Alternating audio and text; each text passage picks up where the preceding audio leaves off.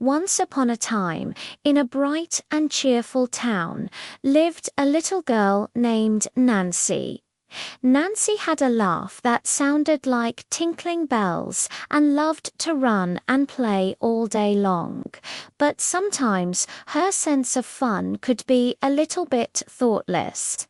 She didn't always understand how her actions might affect others. One sunny afternoon, as Nancy was skipping down the sidewalk, she saw a man walking very slowly. He held a long white stick, tapping it gently on the ground in front of him. Nancy had never seen anyone walk like that before. She stopped and giggled, thinking, "Why does he walk so strangely? He looks so funny." A mischievous idea popped into her head. With a quick, silent dash, she ran ahead, snatched the man's stick, and hid behind a big, leafy bush, holding her breath to stifle her laughter. The man stopped, his face filled with confusion. "Oh dear," he murmured, his voice trembling slightly. "Where has my stick gone? I can't see without it." He took a hesitant step forward, then another, his arms outstretched. Without his stick to guide him, he stumbled over a crack in the pavement and fell to the ground with a cry of surprise. "Please," he called out, "can someone help me?" Just then, Nancy's mother, who had been watching from their front window, came rushing out. She saw the man on the ground and the stick hidden behind the bush when Nancy was peeking out. Her face was stern as she looked at her daughter. "Nancy," she said, her voice firm but quiet. "That was a very cruel thing to do." Nancy scrambled out from behind the bush, a little surprised by her mother's tone. "I was just playing a joke," she mumbled, kicking at a loose pebble on the ground. Her mother knelt down to her level.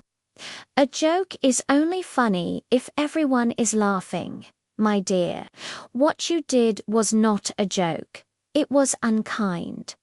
Her mother's voice softened. "I want you to try something for me. Close your eyes. Tightly. Now. No peeking." Nancy did as she was told. The bright, sunny world disappeared into darkness. "Now," her mother said, "try to walk to the front door." Nancy took a small, wobbly step. The world felt strange and uncertain without her sight. She reached out her hands, feeling for something to hold on to. She took another step, but her foot caught on something and she stumbled, lurching forward. She let out a small cry of fear. "Mummy, I'm scared. I can't see anything. I might fall."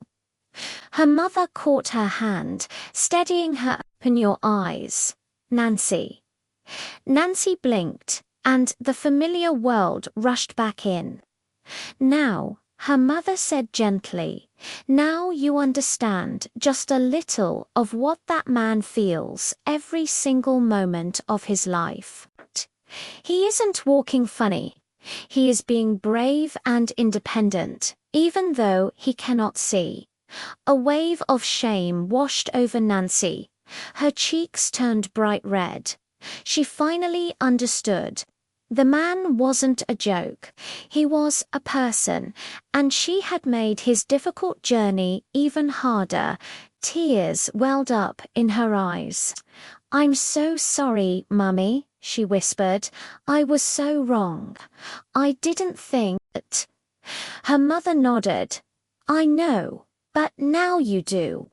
And what do we do when we've made a mistake?" Nancy knew the answer. She picked up the stick and walked slowly toward the man, who was still trying to get up. Her heart was beating fast. "Sir," she said, her voice small, I'm so sorry I took your stick. It was a horrible thing to do, and I'll never do it again. Please forgive me. She handed him the stick and then gently offered her arm. Here, let me help you. The man's face, which had been tight with worry, relaxed into a kind smile. He took his stick with one hand and placed his other on Nancy's small arm. "Thank you, child," he said warmly. "We all make mistakes. The important thing is to learn from them and to be kind. You've learned a valuable lesson today." From that day forward, Nancy was never the same. She still loved to laugh and play, but she was different. She was thoughtful. She was compassionate. Whenever she saw someone who looked like they needed a hand, she was the first to offer help. Nancy learned that true happiness doesn't come from making fun of others, but from sharing kindness and understanding. And that was the most important lesson of all. Thank you for watching. Remember to be kind to one another. And don't forget to subscribe for more stories. See you next time.